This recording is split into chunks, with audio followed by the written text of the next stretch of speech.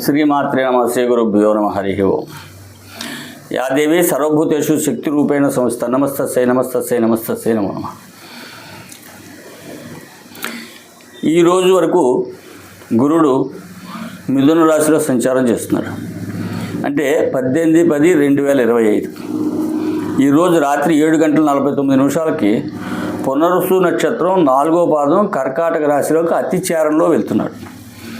ఇక్కడి నుంచి గురుడు 5/12/2025 అంటే ఈ సంవత్సరం డిసెంబర్ 5వ తేదీ వరకు సాయంత్రం 5:25 వరకు పునరుసు నక్షత్రం 4వ పాదం నుండి తదుపరి పునరుసు నక్షత్రం 3వ పాదం మిథున రాశిలోకి తిరిగి మళ్ళా వస్తున్నాడు.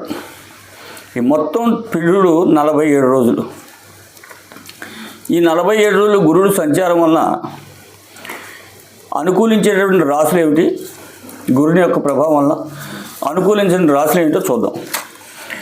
ఈ అనుకూలమైనటువంటి రాశులు మిథున రాశి, కన్యా రాశి, వృశ్చిక రాశి, మకర రాశి, మీన రాశి, వృషభ రాశి.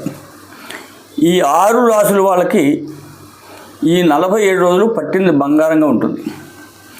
అనుకున్న పనులన్నీ కూడా ముందుకు వెళ్తాయి. ఇప్పటివరకు ఆలస్యంగా ఉన్నటువంటి పనులన్నీ కూడా ముందుకు వెళ్తాయి. ఆర్థికమైనటువంటి పుష్టి కలిగి ఉంటుంది. సమృద్ధి కలిగినటువంటి ధనాన్ని సమృద్ధిగా ఉంటుంది. ఆధ్యాత్మిక చింతన, దైవ దర్శనం కలుగుతాయి. అట్లా వ్యతిరేకంగా ఉన్నటువంటి రాశులు కర్కాటక రాశి, సింహరాశి, కుంభరాశి, మేషరాశి. ఇవి గురుడు అర్ధాష్టమం, అష్టమం స్థానాల్లో, వ్యయ స్థానాల్లో రావడం వల్ల ఈ 47 రోజులు గురుడు యొక్క వ్యతిరేక భావాలను, వ్యతిరేక ఫలితాలను అనుభవించవలసి ఉంటుంది. కాబట్టి ఈ వ్యతిరేక ఫలితాలు ఏ రాశుల వాళ్ళు అయితే ఉన్నాయో కర్కాటకం, సింహం, ధనుసు, కుంభం, మేషం ఈ రాశుల వాళ్ళు ఒక్కసారి గురుడికి శనగలు దానం ఇచ్చుకుంటాం కానీ గురువారం లేదా గురుడికి సంపూర్ణంగా శాంతి చేసుకుంటాం కానీ చేసుకున్నట్టయితే సంపూర్ణమైనటువంటి గురుని యొక్క ఫలితాలు పొందగలుగుతారు. అట్లాగే ఇప్పుడు ఏవైతే వ్యతిరేక రాశులు ఉన్నాయో వాళ్ళందరికీ కూడా డిసెంబర్ నుంచి మళ్ళీ అనుకూలమైనటువంటి పరిస్థితి వస్తుంది. ఇప్పుడు ఏవైతే అనుకూలమైనటువంటి రాశులు ఉన్నాయో మళ్ళీ వాళ్ళందరికీ డిసెంబర్ నుంచి వ్యతిరేక ఫలితాలు వస్తాయి.